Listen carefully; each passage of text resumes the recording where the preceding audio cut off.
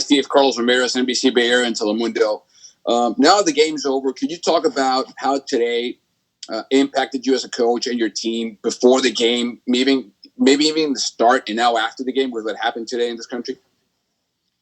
Yeah, I mean, it was so disheartening. I think everybody came into the arena this evening just sort of dazed. There was so much going on.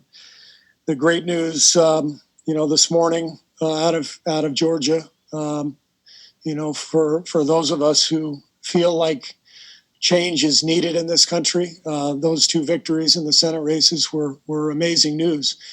And then all of a sudden to see the Capitol stormed without repercussion at the same time as the officers in the Jacob Blake shooting were not charged. It's such a blatant contrast in how people are treated in this country based on the color of their skin. Thousands of white people can storm the Capitol and not face any sort of obstruction from police. But heaven forbid a 12-year-old black boy carry a toy gun in a park, or a 15-year-old black boy walk home from a store with a bag of Skittles, or a young black male run through the neighborhood on a jog. Heaven forbid any of those things happen. But it's okay for thousands of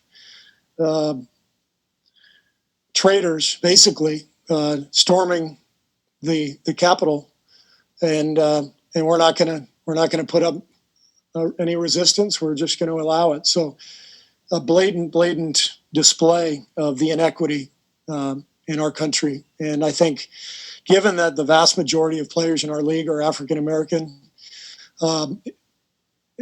it can only affect every single one of them deeply. It affects all of us deeply, but especially if you're an African American and you've had to deal with this type of injustice in your entire life and in your family's lives. So today was a very emotional day, and our players felt it, but I was really proud of the way they handled themselves, making their presence felt, and then coming out and competing and playing a basketball game. It's not an easy day. Coach Kylan with Cron 4, you mentioned before the game you hadn't really talked to any of the players about possible demonstrations or anything like that. Were there any conversations in the locker room just about kind of how everyone's doing and, where the team is at? Yeah, we had discussions in the locker room before the game. I also spoke with Ty Lue.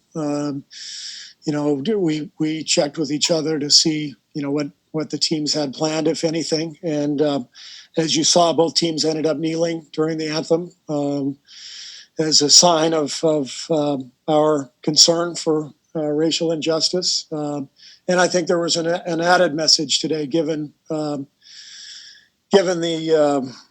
scene at the Capitol in Washington, D.C. Just shocking scenes and affected everybody pretty seriously.